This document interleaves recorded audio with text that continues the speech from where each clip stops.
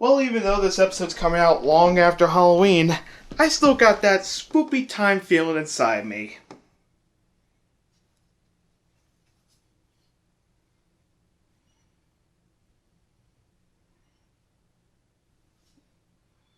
Something seems wrong. He's alive!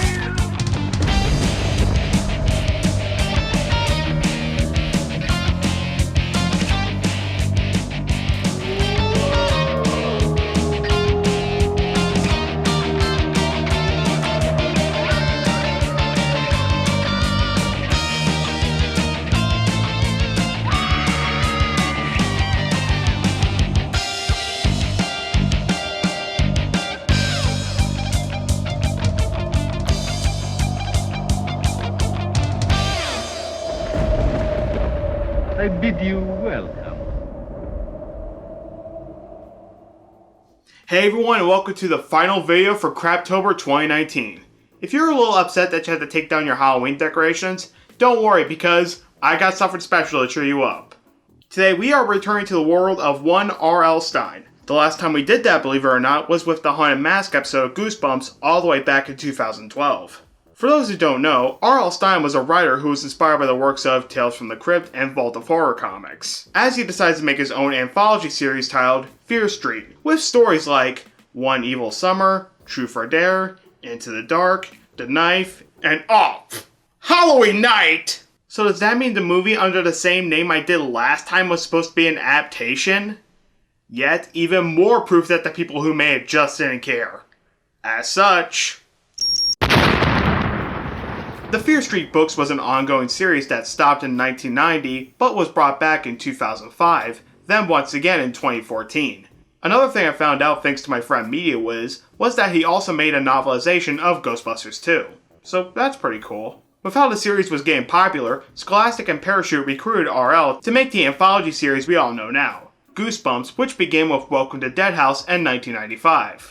The book series was popular to not only get adapted into audiobooks starting in '96 and continuing to this day, but it even got its own TV show premiering on Fox Kids in 1995.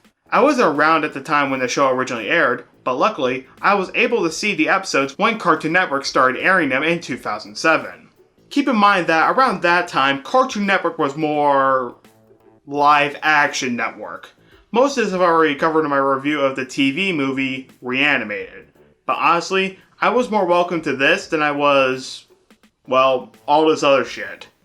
Of course, looking back at the show nowadays, it really isn't that scary. But for 9-year-old me, it was really entertaining, and still is to this day. Where I'm getting at is that during the time when Cartoon Network was airing these episodes, they did anticipation of the new TV movie that was premiering on the channel. That, of course, being The Haunting Hour, Don't Think About It. Based on Stine's book series of the same name, the movie was aired on September 7, 2007, and a lot of people really enjoyed it, even to the point of getting its own spin-off series in 2010 and was cancelled in 2014. I never saw the show, but from what I heard from friends, it was pretty hit and miss. So how does the movie hold up 12 years later? Well, let's give it a look and see what there's not to think about. The film starts on a dark night where we see this young boy Max, who is having a hard time sleeping due to a lot of things on the inside and outside of his room, causing him to call his tired and slightly annoyed parents. He's staring at me. There you go. Now I can't tell what he's thinking. How's that? Well, now he's giving me the side eye! Good night, sweetie. Wait, the curtains! I fixed the curtains the last time I came in here. You didn't like the shadows, remember? The shadow's worse. This is what happens when you watch Poltergeist as a kid. His parents tell him to try to get some sleep as he notices his closet door is slightly open, so he decides to go and check it out. Wait, he's able to do that, but not close the curtains or turn the action figure around? Either he was too scared to do anything, or just lazy.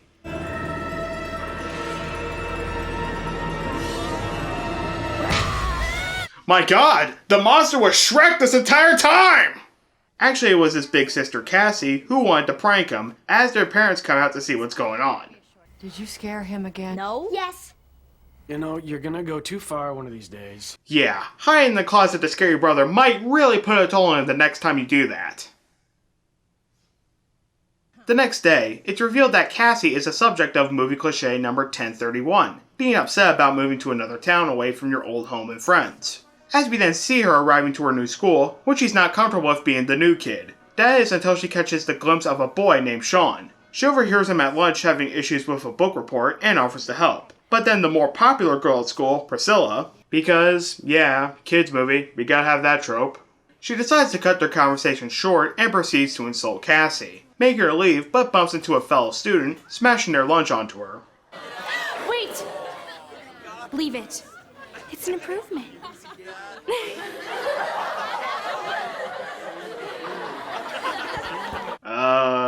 Is this really worth that big of a laugh? I mean, I know we gotta have that moment when the character gets embarrassed, but are the laughs from a whole cafeteria worth the same amount I would hear from a stand-up special? I think in real life, it would be a small chuckle like...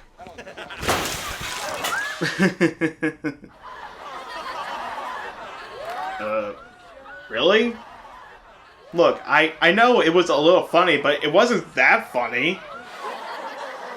Oh my god! Look, come on you guys. All this is gonna lead to is her laying in her room, listening to some discount emo rock band, thinking about this one moment. It's not that funny, you guys.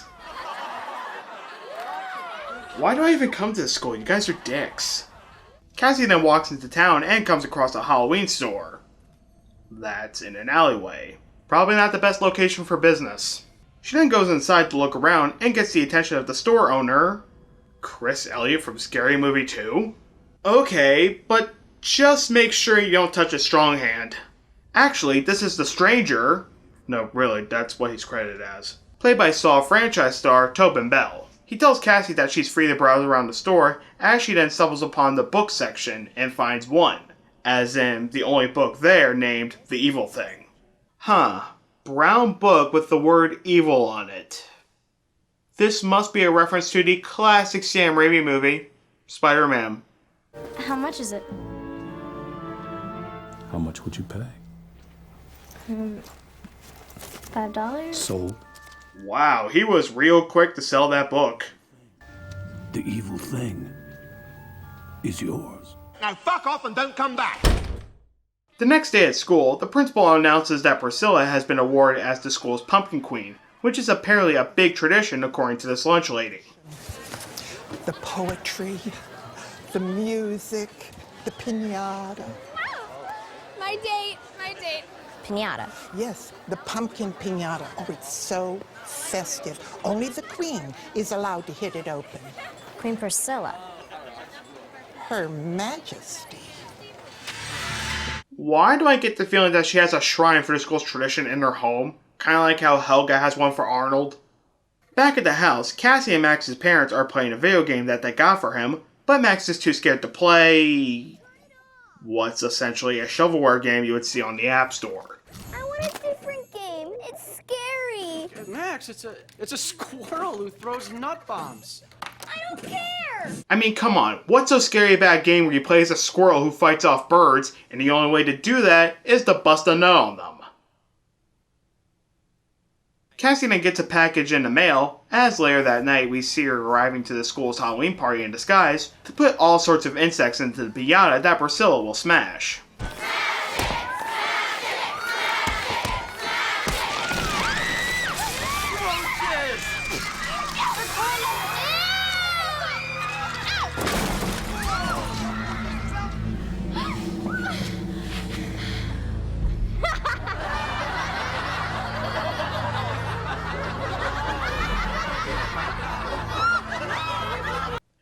Still as bad as what happened at this school many years ago.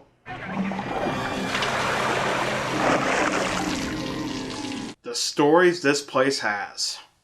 The next night, Cassie's parents leave for a party as Max comes in to bother her about reading The Evil Thing. Read me that story. No, it's too scary. I like scary stuff. You do not. On Halloween I do. Honest. Get in bed and I'll read you the Berenstain Bears. I hate those stupid bears. Plus, it's pronounced Berenstain Bears. Get your facts straight, you uncultured Baron Philistine. So because she refuses to read the book, Max decides to be a little asshole and shut off her computer. What?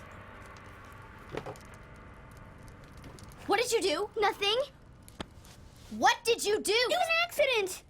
You turned this off? You did it on purpose. It was an accident. Do you know what you did? You made me lose everything I wrote tonight. Hours of work. I'll never remember exactly what I wrote. Really? Because I'm pretty sure that any word processor would autosave while you write. And if that's not the case, you should always have your fingers near the Control and S keys to save. Cassie finally gives in and reads The Evil Thing to Max, which was brought up earlier in the movie. You should never read it out loud. But she goes ahead and does it anyway. The story tells about a monster that has two heads.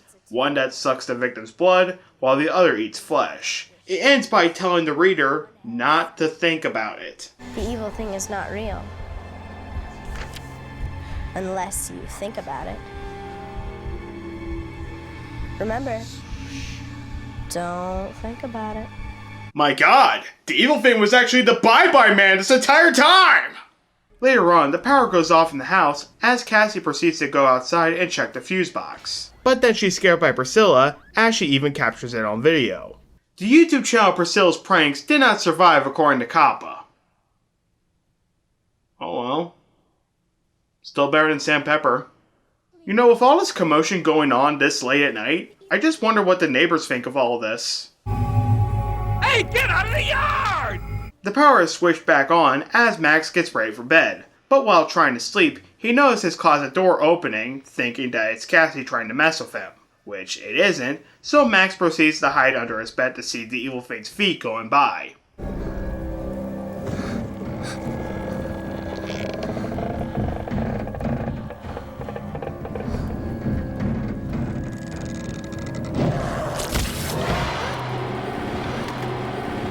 Oh no, he killed Markov the Magnificent's partner, Alex! Sweet freedom. The monster then takes Max as we transition to Priscilla and Sean in the park rewatching the video, as Sean then storms off to apologize to Cassie. So of course it's a perfect time for the evil thing to sneak up on her, with her screams forcing Sean to come back to see what happened.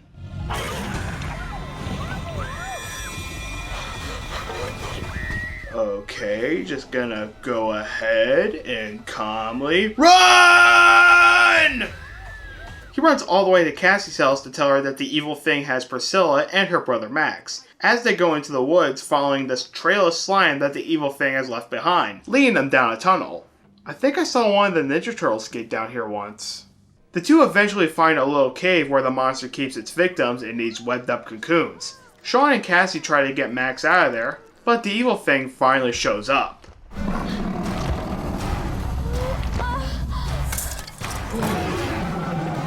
And can I just say that this is my favorite thing about the movie.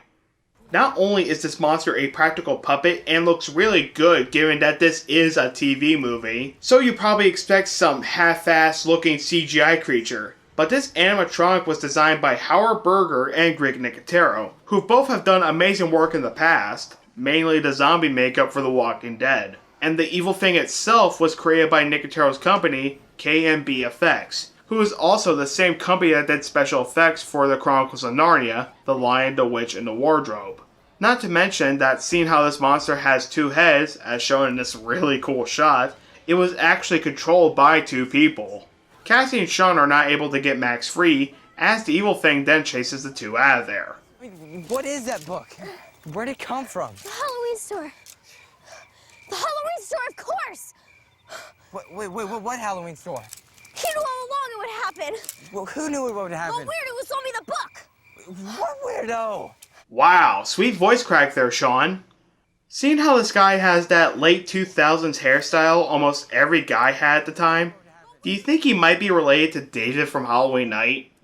Shannon! The two run back to the Halloween store, where the stranger is packing everything up and getting ready to leave town.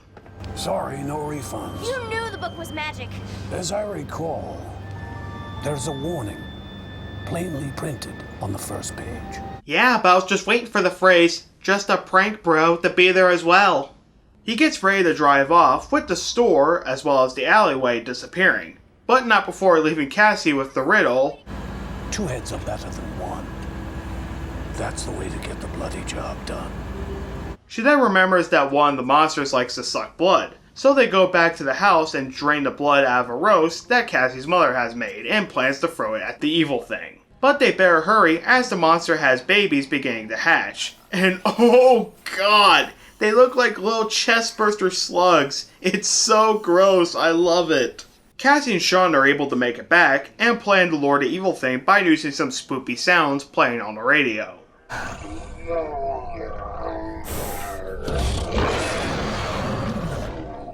Get ready.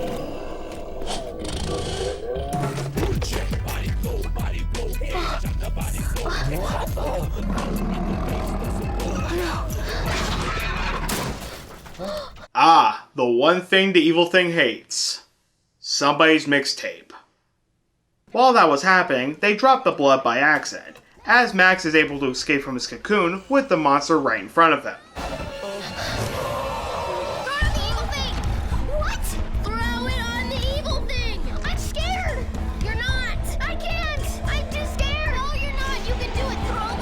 You gotta love how this conversation is going on with the evil thing just standing there. I'm scared! You're not! I can't! I'm too scared! Oh, you're not! You can do it! Throw the blood! I can't! Don't mind me. I'll just wait here until my cue to be scary again. Oh man, I might as well see if somebody's texting me. Max is finally able to not be afraid, and he throws the blood onto the evil thing, and it proceeds to bite itself, as the monster, as well as the babies, explode in a disgusting yellow goo. It came from planet Grossout. The two come down there to get the other people who the evil thing have captured, one of them being a very angry Priscilla. I'm sorry, I didn't want any of this to happen. Get away from me! My dad's a lawyer. Priscilla, soon to be a Karen. Sean, are you coming? And may I please speak to your manager? She of course leaves there by herself, and the last person they get free is a delivery driver for Papa John's Pizza, who, no joke, gives them free pizza. I would say this was a bizarre product placement, but even the DVD came with a coupon for Papa John's Pizza. Oh well. Still better than Ghostbusters Answer the Call. They proceed to put the book in the fireplace, hoping it will burn, as Sean leaves with him and Cassie being friends, and goes to bed with Max with their parents coming home from the party and noticing the book in the fireplace is still intact, as their father stupidly reads it out loud, followed by ominous shots with the movie ending. The evil thing is not real unless you think about it. How can you not think about it?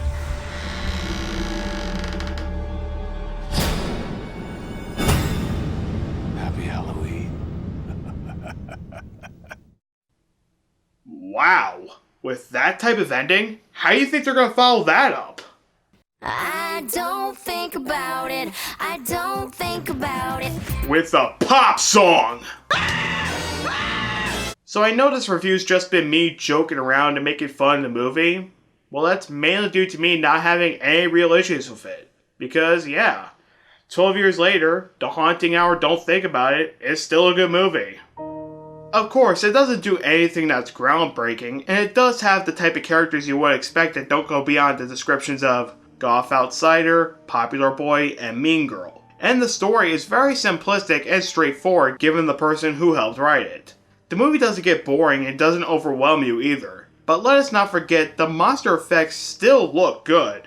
Not only do I recommend you give this a watch when Halloween comes around next year, but also if you have any youngins, I think this would be a good introduction for them into horror.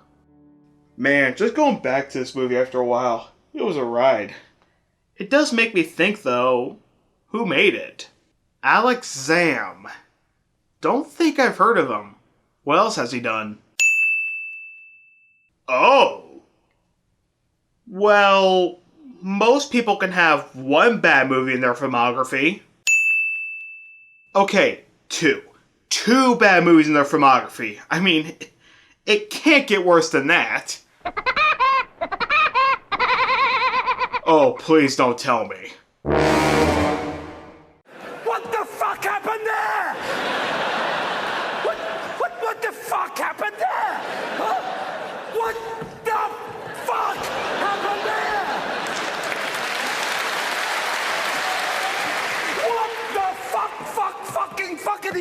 fucking fuck, fucking fuckity fuck, fucking fuck, fucking happened there! Fuck! Language! English! At least we have one good movie from him, so that's what matters, right? Well, Christmas time is around the corner, so it's time to celebrate the most wonderful time of the year. Oh, that's right, I completely missed November. Well, might as well get started.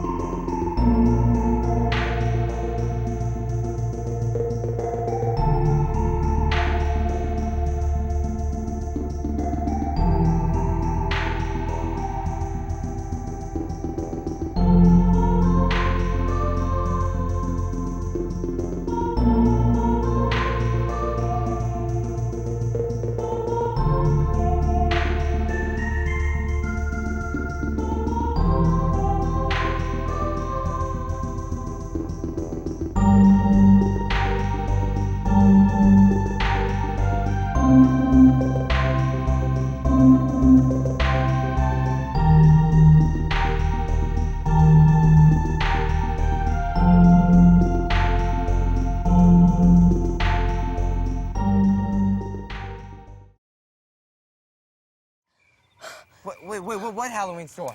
He knew all along it would happen. Well, who knew it would happen? Well, Weirdo who sold me the book. What weirdo?